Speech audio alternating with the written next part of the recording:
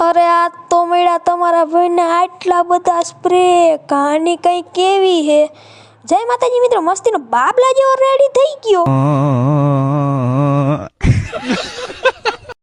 પછી મિત્રો રૂમમાં આવીને જોયું તો તિજોરીમાં તો સ્પ્રેના ધાણા પડ્યા હતા। આમ તો જો મેં તમને આગલા વ્લોગમાં બતાડી દીધા હો।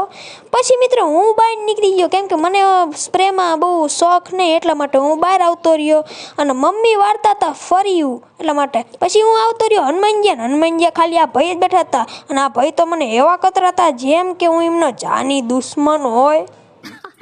સહી પકડે હે।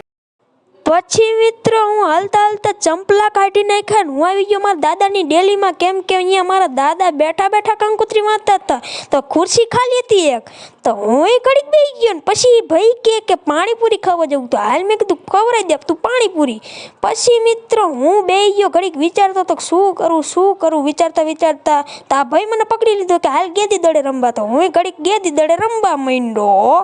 પછી ઘરે આવીને કરી નાખ્યા માતાજીને દીવા બત્તી હો ભાઈ, અને કરી નાખ્યો વ્લોગને એન્ડ। આજના મિલી વ્લોગમાં આટલું કરતે મિલી સારો લાગ્યો તો લાઈક શેર ને સબસ્ક્રાઇબ કરી નાખજો અને હા કોમેન્ટ કરવાનું ભૂલતા નહીં। તો મળી રહીશું હવે બીજા વ્લોગમાં, ત્યાં સુધી ટાટા બાય બાય ને જય માતાજી।